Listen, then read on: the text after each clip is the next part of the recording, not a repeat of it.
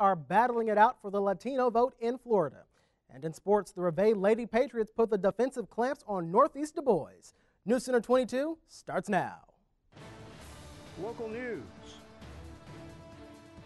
weather, and sports, produced through the combined efforts of the students, staff, and faculty of Vincennes University's electronic media program. This is News Center 22. No foul play is suspected in the death of a Daviess County jail inmate. Good evening to you for News Center 22. I'm Cameron Riddle. Officers say 63-year-old Delmar Pretty of Montgomery received his breakfast yesterday morning. Then around 8 a.m., police say Pretty was found unresponsive in his jail cell, which he occupied alone. The Daviess County coroner pronounced him dead a short time later. Pretty had been in jail since Saturday night for operating while intoxicated. Construction on Duke Energy's new coal gasification plant in Edwardsport is winding down. Yesterday, Kurt Fegley, district manager for the utility company, told members of the Knox County Redevelopment Commission that the plant construction is 98% complete. We're going through testing of our systems internally within the plant. We're doing training activities of the plant itself with an on-site simulation unit we have in plant. So that's currently what's going on.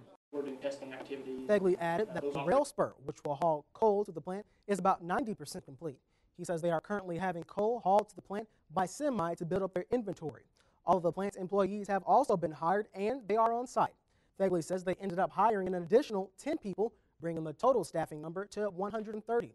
Fegley says the new plant is still on target to go online later this year.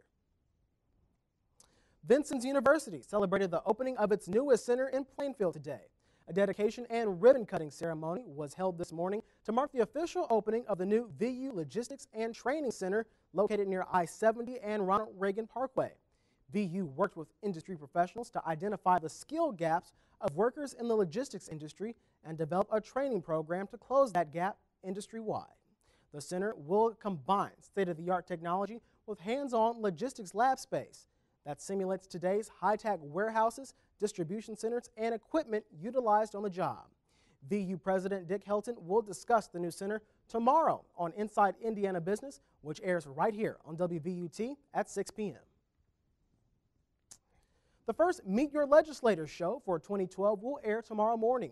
The show will air live here on WVUT from 9 to 10 a.m. in Studio B of Davis Hall on the Vincennes University campus. Lawmakers invited to attend the program include State Representatives Bruce Borders of Jasonville, Greg Battles of Vincennes, and Mark Messmer of Jasper, along with State Senators Lindell Hume of Princeton and John Waterman of Sullivan. The event is co-sponsored by the Knox County League of Women Voters, the Knox County Chamber of Commerce, and PACE Community Action Center. Viewers will be able to phone in their questions the day of the show or email their questions in advance to WVUT@vinu.edu. A rebroadcast of the show will air later in the day at 5 p.m., again right here on WVUT TV. A Pike County homeowner escaped injury Thursday morning after a truck and trailer crashed into his mobile home. State police say 23-year-old Michael Calhoun of Evansville was driving a 2005 Chevy utility truck and trailer northbound on State Road 257 in Pikeville. The trailer was loaded with construction material.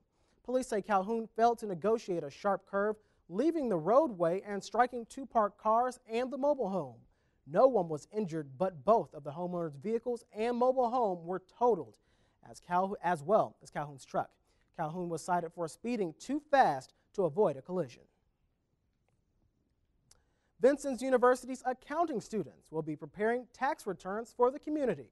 The students, under the direction of Assistant Professor Lisa Nash, are certified by testing through the IRS. The free service is a part of the Volunteer Income Tax Assistance Program, which is sponsored by the Internal Revenue Service.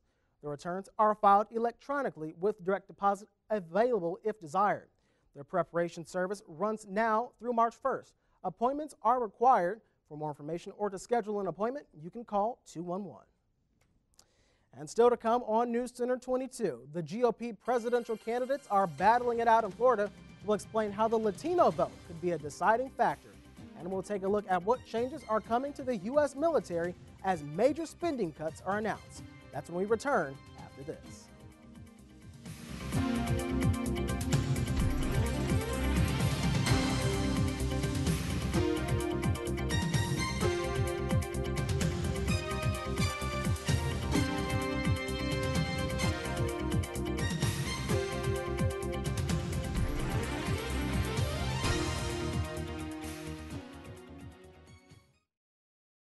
public is invited to attend Meet Your Legislators on Saturday, January 28th at 9 a.m. in Davis Hall on the Vincennes University campus. The forum will include information from area legislators, followed by a question and answer session.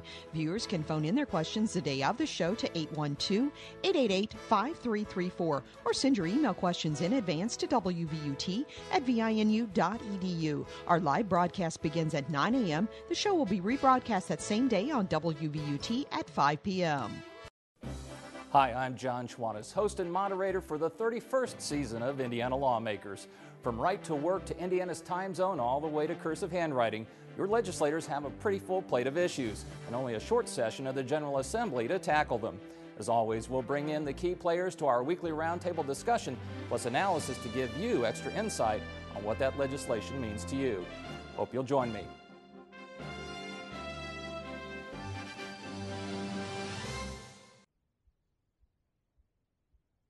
The Latino vote is a political force to be reckoned with.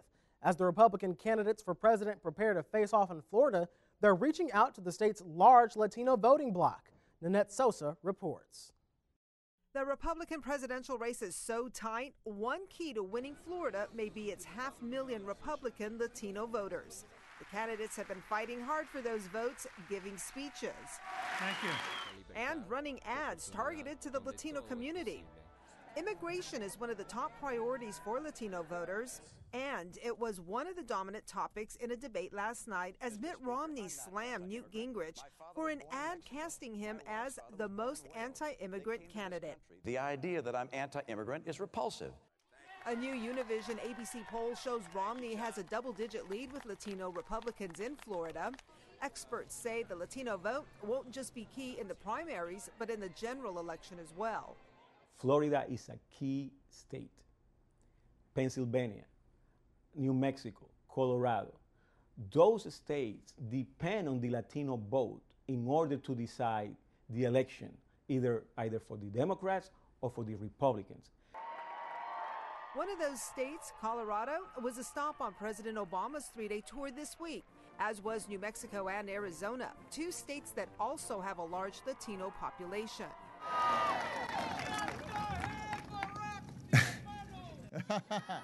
Mi hermano, mucho gusto.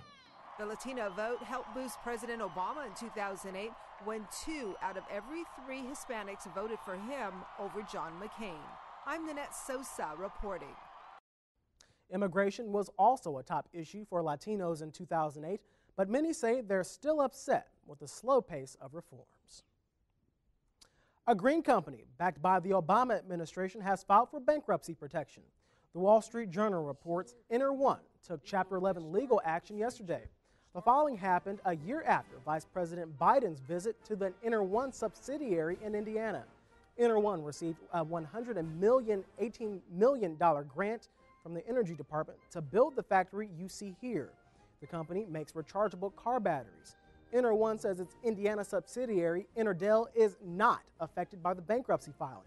This is the second big embarrassment for the Obama administration involving green companies that receive stimulus money.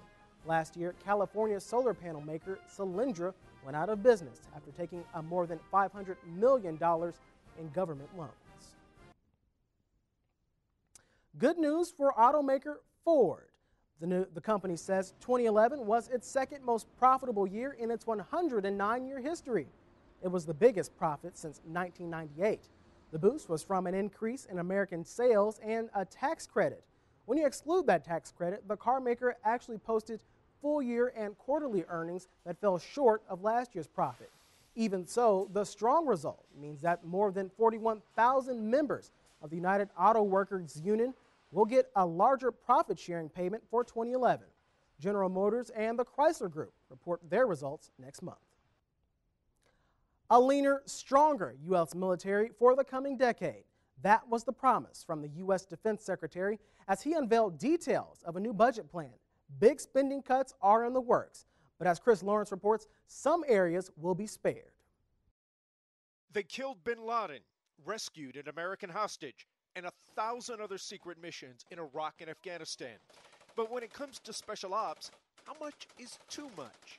I have said that this great force is beginning to fray around the edges. The former Special Ops commander sounded the alarm last year, but Thursday, Pentagon officials announced that Special Operations will be spared in the new spending cuts. More opportunities for Special Operations Forces to assist and advise our partners in other regions. Its budget went up 7% from last year to this year, and it will keep growing. But it's manpower, not money, that's an issue. President Obama has dramatically increased a covert war around the globe, relying more heavily than any of his predecessors, particularly the last president, on the use of special forces to achieve missions beyond counterterror. So while some conventional troops have deployed on 4 or 5 combat tours, special forces operators are in double-digit territory in 10th, 11th, and 12th tours. This is simply unsustainable. Budget cuts will mean 60,000 fewer soldiers, 20,000 fewer Marines. That means a smaller pool for special ops to recruit from. The Army and the Marine Corps will probably have some trepidation about losing ever more personnel to the Special Forces community. It can take up to 30 months and $500,000 to train a single Special Operations fighter, compared to a few months and $50,000 for an infantryman. They can't be mass-produced quickly, but Pentagon officials claim this budget accounts for that. Special operating forces can only be quote-unquote special if there's a conventional force that allows them to conduct their operations and shape the environment. So we got to do this all in balance, and I am confident we've done that. And there are some potentially big changes on the horizon for Special Operations Forces, including establishing some training centers closer to home so they don't always have to travel to train. But perhaps even more importantly, establishing a network of Special Operations commands around the world, in effect putting them closer to the potential problems they may have to respond to and establishing relationships with armies to develop their capabilities. Chris Lawrence, CNN, The Pentagon. A Jersey girl goes to work fighting the bad guys, and a man steps out on a ledge to clear his name. Paul Chambers has a preview of what's coming to theaters and now showing. Katherine Heigl is back on the big screen in the action comedy One for the Money. Out of work and in need of cash, this born and bred Jersey girl is set on working as a bail bond recovery agent. I was just shooting a gun. How hot is that? She quickly finds her first assignment, puts her on the trail of a wanted cop from her romantic past. They blew up our car. Excuse me, whose car? Your car. You want it back? One for the Money is rated PG-13. Accused of stealing a rare diamond, a fugitive will stop at nothing to prove his innocence and reveal the truth. I am an innocent man! But if his plan doesn't work, this daredevil could go plunging to his death. Sam Worthington, Elizabeth Banks, and Kira Sedgwick star in Man on a Ledge. The movie is rated PG-13. It's survival of the fittest in The Gray when an oil drilling team is left stranded in Alaska's wilderness after their plane goes down. Somebody will find us. They gotta know that plane went off the radar. Nobody's gonna find us. Not here. Injured and cold, the men are forced to take on a vicious pack of wolves if they want to make it out alive. How are we gonna deal with this? We take them on, one at a time. Liam Neeson stars in the action drama The Gray. It's rated R. For Now Showing, I'm Paul Chambers. Well, so much for mostly sunny skies today. Weathercaster Danny Taborn is here now, and I have to ask, Danny, what happened to that sunshine you promised us? Well, you know Mother Nature, Cameron. She does what she wants when she wants. But after a chance for rain and even some snow tonight, we are still expecting the sun to make an appearance tomorrow. I'll have the details when we come back. Stay with us.